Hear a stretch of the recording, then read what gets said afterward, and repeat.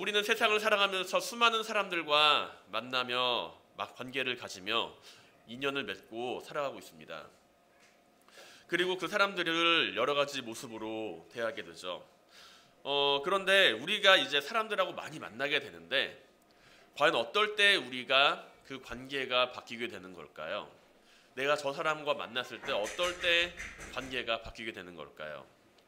많은 경우에 있어서 우리는 그 사람과 마주했을 때 관계가 바뀌는 그 시점이 내가 상대방과 뭔가 접촉점이 있을 때 바뀌게 된다는 겁니다.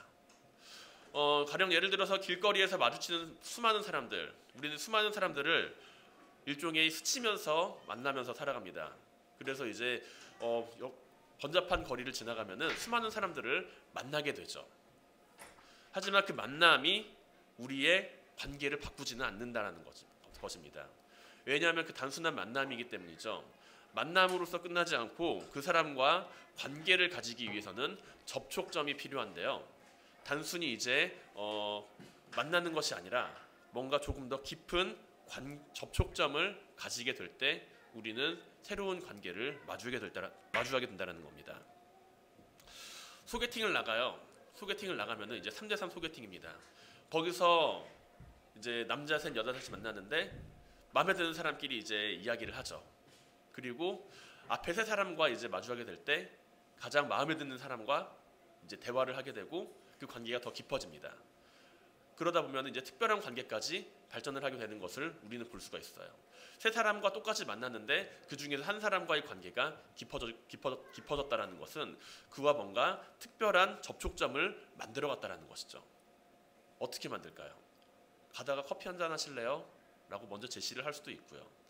끝나고 나서 한 번 더 만나실래요? 라고 새로운 접촉점을 만들어 간다는 것입니다. 커피숍에서 커피를 마시는 수많은 사람들이 있지만 내 앞에서 이야기를 하는 사람은 나와 특별한 관계와 특별한 접촉점을 통해서 관계를 가지고 있는 사람이라는 것이죠. 그런데 옆에서 누군가가 이야기를 해요. 근데 잘 들어보니까 내 고등학교 동창 같은 이야기를 하고 있어요.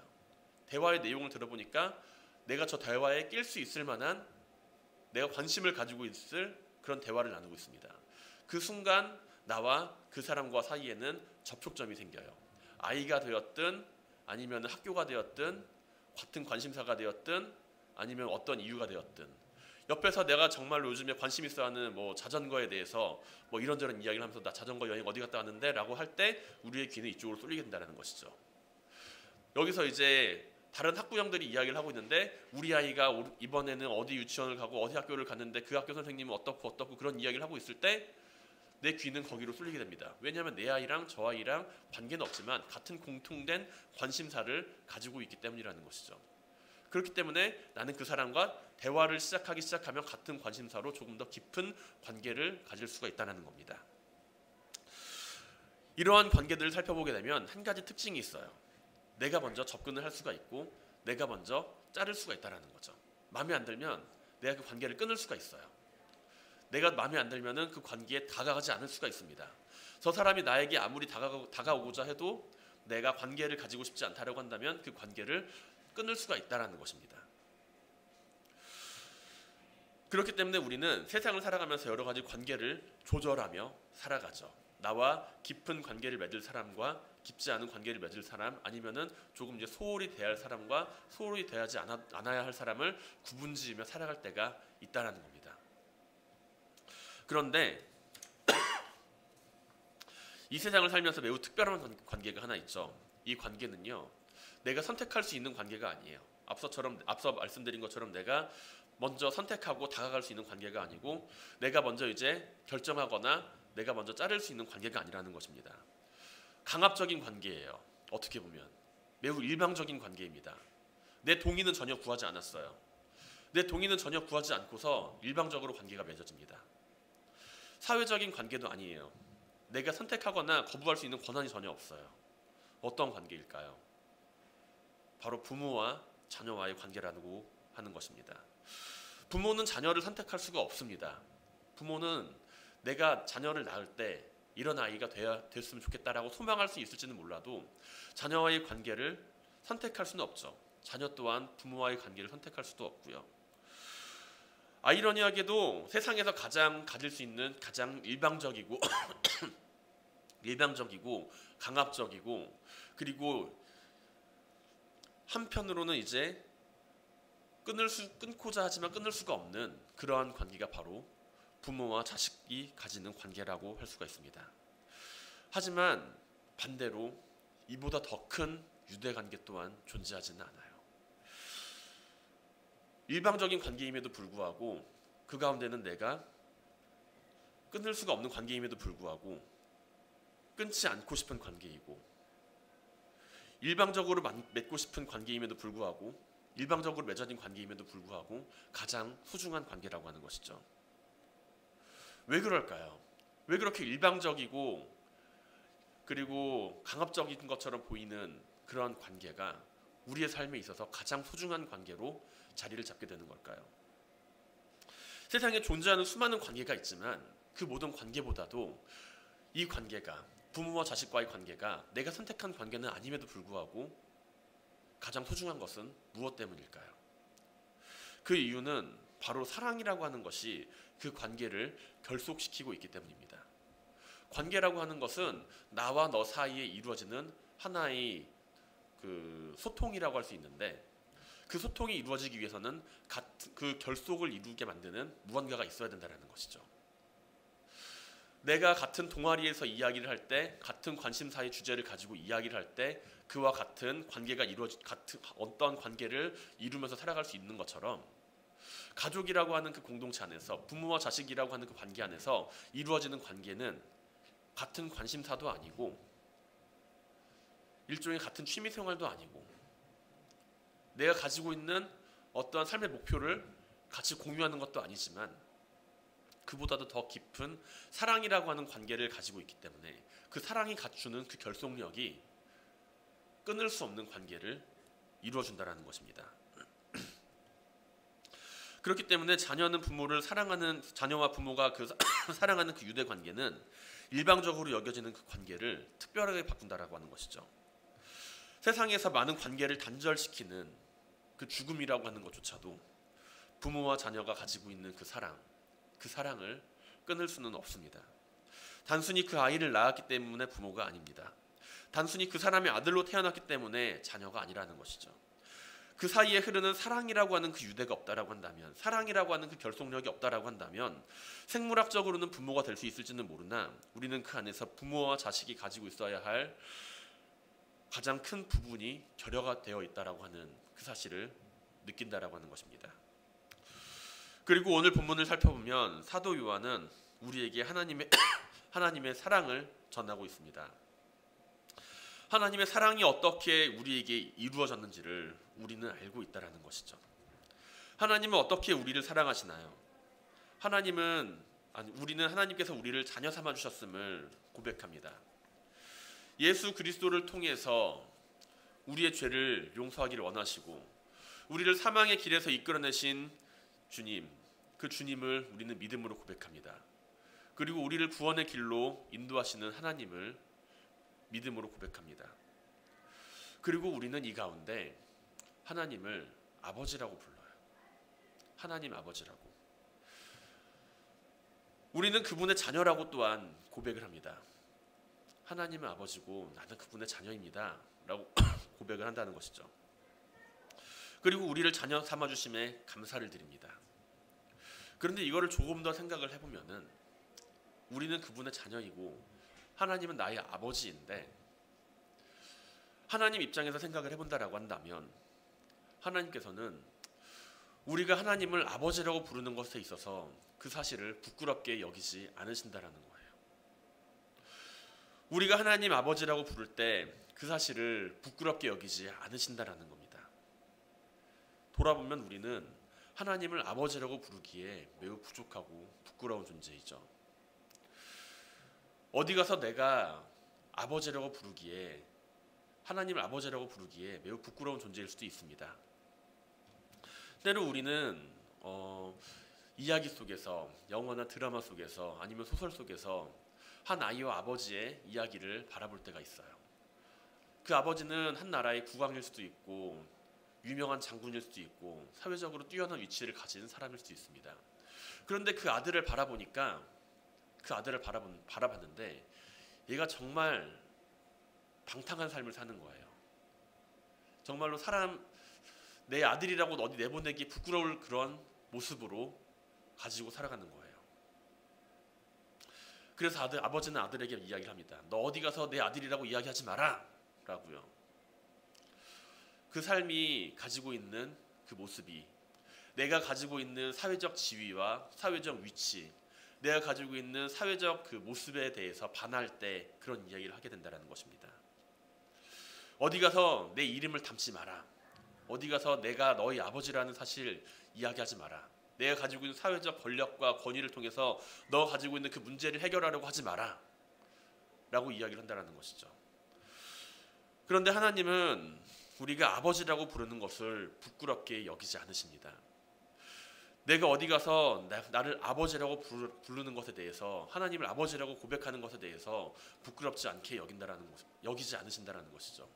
내가 하나님 아버지의 이름을 통해서 문제를 해결하기를 원하고, 내가 하나님 아버지의 이름을 통해서 삶의 여러 가지들을 해결하고 싶을 때, 그 이름을 부를 때 하나님께서는 그 이름을, 우리가 하나님을 아버지라고 부르는 것을 부끄럽지 않게 여기신다라고 하는 것입니다. 왜냐하면 오히려 우리가 하나님을 아버지라고 부르는 것을 부끄럽게 여기고 있을 때조차도 하나님은 우리의 아버지라고 불리기를 원하고 계시기 때문이죠. 그것은 우리를 사랑하기 때문에, 진정으로 사랑하기 때문에 가능한 일입니다. 우리는 종종 비슷한 예화를 기억합니다. 가난하고 어려운 시절 친구들에게 아버지를 소개하는 것을 부끄럽게 여기는 이야기입니다. 그 아이는 친구들 사이에서 따돌림을 당하는 것이 두려워서 자신이 가진 부끄러움의 한 부분인 가난한 아버지에 대해서 소개하기를 부끄러워합니다. 마치 동네 아저씨를 대하듯이 길 가다가 마주해도 모른 척하며 지나갑니다. 이 이야기에 나오는 누군가는 아버지를 소개할 때 친구들에게 소개하기를 매우 부끄러워합니다. 때론 그 아버지가 소개하기 부끄러운 청소부일 수도 있었고, 쓰레기를 줍고 다니는 고물장수일 수도 있었고, 때로는 가난한 일꾼일 수도 있었습니다. 아이는 아버지를 사랑하지 않은 것은 아닙니다. 아버지를 사랑합니다. 하지만 아버지의 직업이 부끄럽고 창피합니다. 아버지가 부끄러워요. 내 아버지가 부끄럽습니다. 그래서 친구들에게 아버지를 소개하지 않습니다. 아버지는 그 사실을 알고 있습니다. 저 아이가 나를 부끄러워하는구나. 저 아이가 나를 친구들에게 소개하기를 부끄러워하는구나. 아버지는 그 아이를 부끄러워하며 똑같이 창피하지는 않습니다. 오히려 아이를 위해서 사람들 앞에서 피하는 모습을 보여줍니다. 오히려 아이를 위해서, 그 아이를 위해서 자기가 가진 부끄러운 모습을 더 드러내거나 더 드러내기를 원한다는 것이죠. 저 아이가 친구들 사이에서 나를 부끄럽게 여길 때, 나 역시 그 사실을 바라볼 때 마음이 아프지만 아이를 향해 아무런 말도 하지 않습니다. 다른 누구를 위한 것도 아닌 바로 아이를 사랑하는 마음이기 때문이죠. 아이와 아버지 사이에는 놀랍도록 큰 사랑의 관계가 흐르고 있습니다. 아이는 아버지를 부끄러워하면서도 사랑하고 있지만 아버지는 그보다 더 큰 사랑으로 아이를 대하고 있다는 것이죠. 아이가 자신을 부끄러워할 때에도 나는 너를 사랑한다라고 하는 그 사실을 변하지 않고 계속해서 증거하고 살아가고 있기 때문입니다. 하지만 아이의 친구들은 그 사실을 모릅니다. 아버지와 그 아이 사이에 그토록 큰 사랑의 관계가 흐르고 있다는 사실을 모릅니다. 왜냐하면 아무런 관계도 아니기 때문이죠. 아이의 친구들은 그 가난한 아버지에게 있어서 특별한 접촉점이 없기에 아무런 관계도 가지고 있지 않기 때문에 그저 지나가는 한 아저씨에 불과합니다. 지나가는 청소부에 불과합니다. 지나가는 고물장수에 불과하고 지나가는 가난한 일꾼에 불과합니다. 아이의 친구들은 아이의 아버지와 특별한 관계를 알 수도 없고 알지도 못하며 아무것도 느끼지 못한다라는 것이죠. 오늘 성경에서 사도 요한은 아버지 하나님께서 우리를 자녀 삼아 주셨다라고 이야기를 하고 있습니다. 너희를 어떻게 자녀 삼아 주셨는지 보라.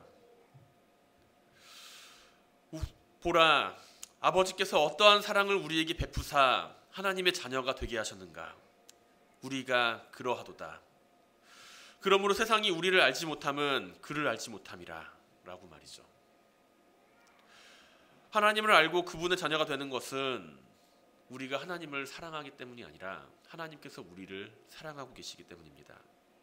그리고 우리가 그 사랑에 응답하며 우리가 세상을 살아갈 때, 하나님을 아버지로 고백하며 살아갈 때 우리는 하나님과 더욱더 뜨거운 관계와 사랑을 마주하며 살아가게 됩니다. 우리가 하나님을 사랑하기도 하지만 그것만으로는 하나님의 자녀가 될 수가 없죠.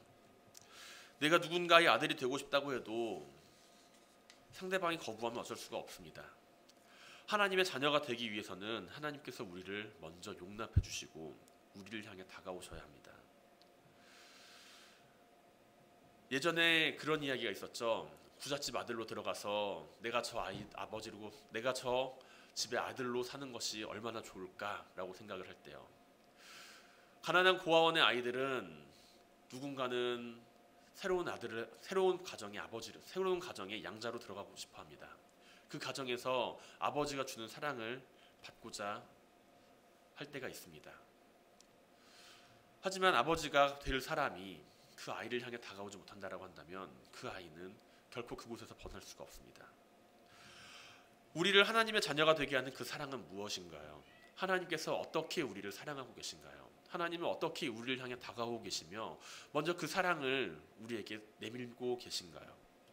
로마서 5장 8절에서 사도 바울은 우리에게 다음과 같이 고백합니다. 우리가 아직 죄인 되었을 때 그리스도께서 우리를 위하여 죽으심으로 하나님께서 우리에게 대한 자기의 사랑을 확증하셨느니라 라고요.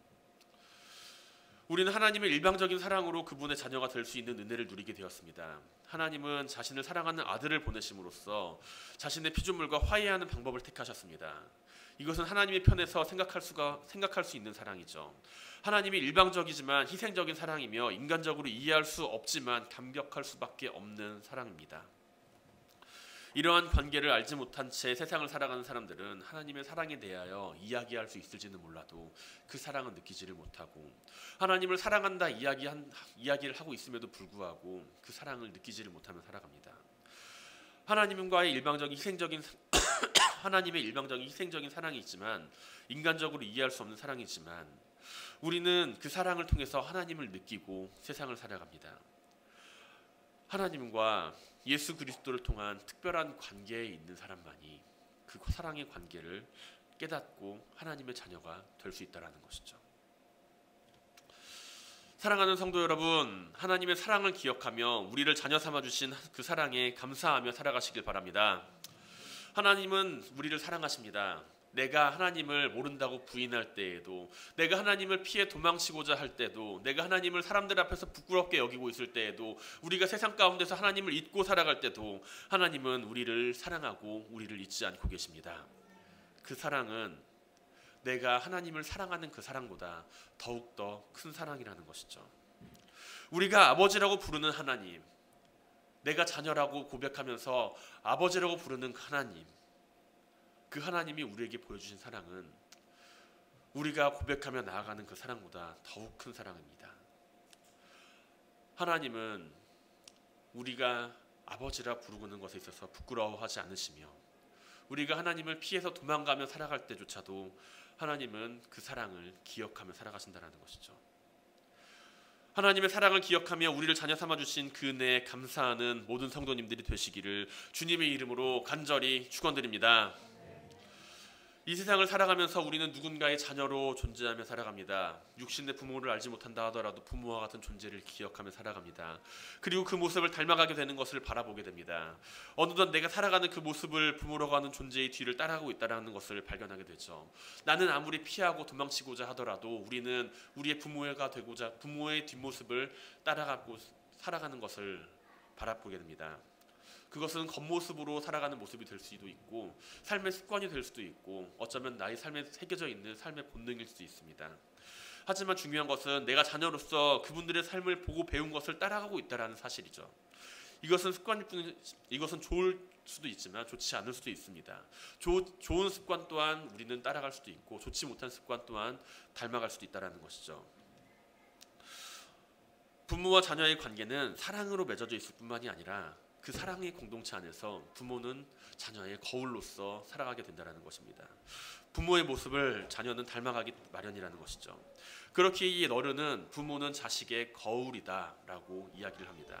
어린아이들을 보면 그 집이 어떤지를 알 수가 있다는 것이죠.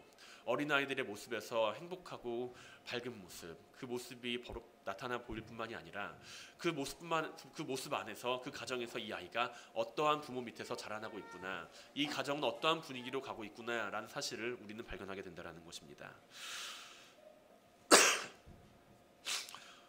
우리는 우리 아이들이 잘 되기를 바랍니다. 우리는 우리의 가정 안에서 우리 아이들이 성공적으로 살아갈 수 있기를 바랍니다. 건강하기를 바랍니다. 돈도 많기를 바라고요. 그 아이가 축복받은 삶을 살아갈 수 있기를 원합니다. 대인관계에 있어서는 훌륭한 인격을 갖추기를 원하고 주변 사람들에게 인정받기를 원하죠.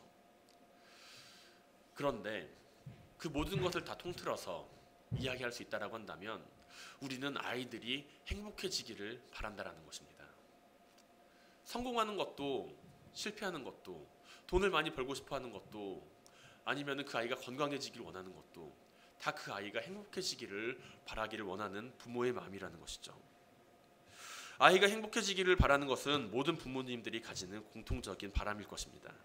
그렇다면 아이가 진정 행복해지기 위해서는 어떻게 되어야 할까요? 자신이 불행하다라고 여기는 부모님 밑에서 아이는 행복을 찾을 수가 있을까요?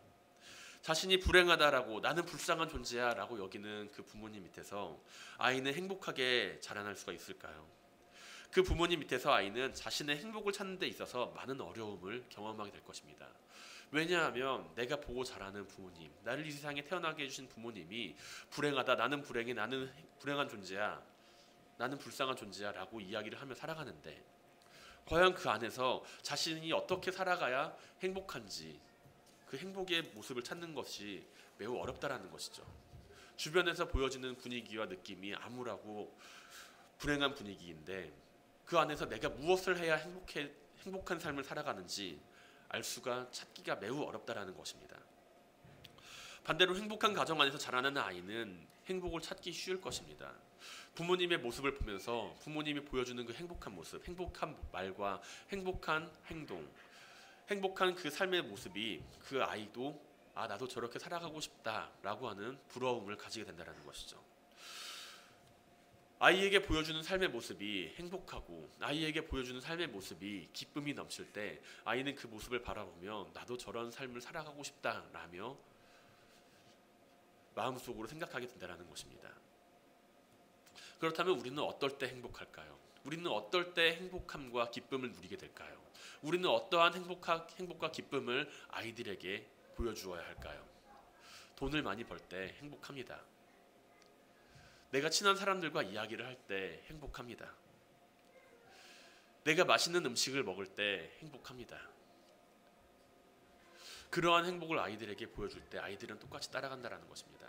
내가 돈을 보면서 기뻐할 때 아이들도 똑같이 돈을 보며 기뻐하고 내가 내가 맛있는 음식을 먹을 때 행복한 것을 바라볼 때 아이들 또한 맛있는 음식을 찾게 된다는 것이죠.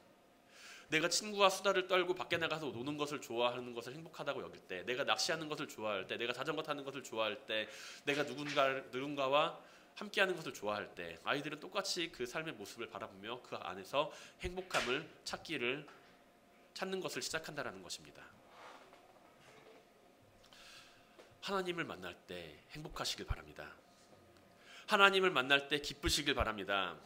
하나님을 만날 때 우리의 삶이 행복하고 기쁘고 즐거움이 가득 차시길 바랍니다. 그때 우리 아이들 또한 우리의 삶의 모습을 바라보며 함께 기뻐하고 즐거워하게 될 것입니다. 성공과 실패가 우리의 삶의 기쁨과 슬픔을 온전히 좌우한다라고 한다면 우리의 삶은 세상 사람들과 별반 다를 것이 없습니다. 우리의 삶의 모습이 성공과 실패로에만 좌우되는 그런 삶이라고 한다면 우리의 아이들 또한 성공과 실패를 바라보며 똑같이 살아가게 될 것입니다.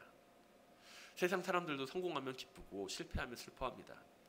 그러나 우리는 하나님의 자녀로서 이 세상을 살아가며 성공과 실패를 뛰어넘어 역사하시는 하나님, 삶의 선미로 인도하시는 하나님, 그 하나님을 바라보기 때문에 항상 기쁘고 기쁨 가운데서도 슬픔 가운데서도 언제나 행복할 수 있고 항상 기뻐할 수가 있는 것입니다. 우리의 삶은 세상 가운데 매여 있는 것이 아니라 하나님과 함께 함에 있다라는 것이죠. 주님께서는 이 세상의 사역에 대해서 사역을 감당하시는 가운데 이 세상에서 사역을 감당하시는 가운데 하나님 나라의 소망을 두고 살아가는 삶에 대해서 말씀하고 계십니다. 그런즉 너희는 먼저 그의 나라와 그의 일을 구하라. 그리하면 이 모든 것을 너희에게 더하시리라.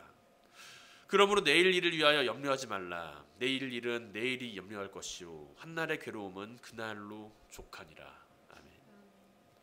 우리의 참된 소망은 무엇인가요? 우리의 참된 기쁨과 참된 행복은 무엇입니까?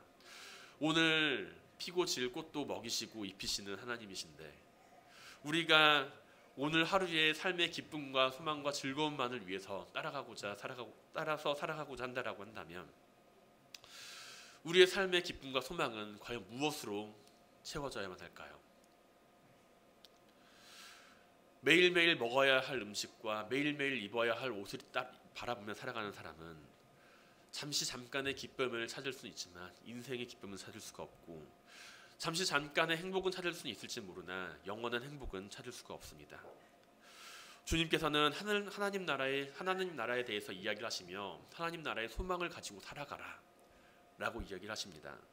그리고 하나님께서 너희에게 이 모든 것이 필요한 것을 알고 계신다 라고 또한 함께 말씀하고 계시죠. 우리의 삶이 행복해질 수 있는 것, 우리의 삶이 기쁨으로 넘칠 수 있는 것, 그것은 내 앞에 떡이 있기 때문이 아니며 내 앞에 입을 옷이 있기 때문이 아닙니다. 내가 하나님의 자녀로 살아가고 있기 때문이며 내가 하나님을 믿으며 따라가며 살아가는 가운데 하나님께서 지금 우리를 지켜주신 것처럼 앞으로도 함께 지켜주실 것을 바라보고 있기 때문입니다. 믿고 있기 때문입니다. 하나님의 신실하심을 내가 신뢰하고 있기 때문입니다. 그렇기 때문에 지금 나는 행복합니다. 그렇기 때문에 지금 나는 기쁩니다. 주변의 환경은 바뀌지 않았을지라도 하나님과 함께하기 때문에 우리는 기쁩니다. 그리고 우리가 보여주는 이 삶의 기쁨과 행복이 아이들을 바꾸고 변화시킬 것입니다. 우리의 자녀들 역시 하나님을 불평과 원망 가운데 만나는 것이 아니라 기쁨과 행복 가운데 하나님을 만나게 될 것입니다. 하나님께 세상의 것만을 구하며 살아가는 아이들이 아니라 나의 삶의 가장 중요한 부분을 바라보며 하나님을 찾는 아이들이 될 것입니다. 사랑하는 성도 여러분, 하나님의 자녀로서 하나님 나라의 참된 소망을 가지고 세상을 살아가시길 바랍니다. 우리의 삶의 모습과 그 안에서 나타나는 믿음의 흔적들이 우리의 자녀에게 이어지게 될 것입니다. 믿음은 누군가가 가르친다고 해서 배울 수 있는 것이 아니죠. 믿음은 성경책을 펴고서 성경 말씀을 가르친다고 해서 배울 수 있는 것이 아닙니다. 성경적 지식은 쌓을 수 있을지 몰라도 그것이 믿음이 되지는 않는다는 것이죠. 믿음은 말씀 안에 들어있는 하나님의 음성을 가르치는 것이 아니라 보여주는 것입니다. 아이들에게 전달되는 것은 하나님 나라의 말씀을 통해서 가르치는 지식이 아니라 내 삶을 통해서 전달되는 믿음을 통해서 이어진다는 것이죠. 말씀 안에 들어있는 하나님의 음성을 듣는 일을 가르침으로써 아이들에게 전달되는 것이 아니라 믿음의 부모로서 함께 일구어가는 아이들과 함께 일구어가는 삶의 모습을 통해서 아이들에게 그 믿음이 전달이 됩니다. 주님께서 세상에 오셔서 제자들과 함께 하신 일은 제자들을 향하여서 말씀을 가르치고 말씀을 전하실 뿐만이 아니라 그들과 함께 먹고 마시면서 하나님 나라에 대해서 함께 몸소 보여주신 것을 우리는 바라보게 됩니다.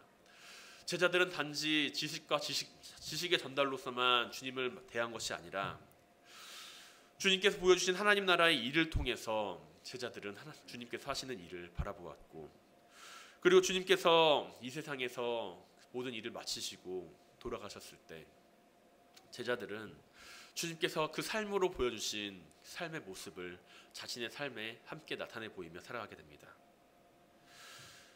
그 모습을 가지고 살아가는 제자들은 주님께서 보여주신 삶의 모습은 제자들을 성장시키고 하나님 나라의 일꾼으로 변화하게 하였습니다.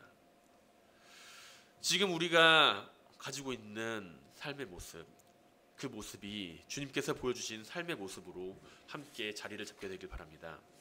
세상의 소망만을 붙들고 세상의 것만을 찾으며 살아가는 것이 아니라 하나님 나라에 소망을 두고 살아가는 삶을 우리 아이들에게 전할 수 있기를 원합니다. 우리가 하나님을 믿음으로 고백하며 그 사랑 안에 거하며 하나님 안에서 거하며 살아가는 그 행복한 모습을 아이들에게 보여주며 살아갈 때 우리의 아이들 역시 하나님을 따르는 그 삶 안에서 행복을 전하는 삶을 살아가게 될 것입니다. 우리의 믿음이 언제나 하나님을 따르는 일에서 멀어지지 않고 하나님의 사랑과 함께하며 하나님의 자녀로서 믿음의 부모로서 언제나 우리 아이들과 함께 세상에 널리 그 믿음을 전하며 살아가게 되는 성도님들이 되시기를 주님의 이름으로 간절히 축원드립니다.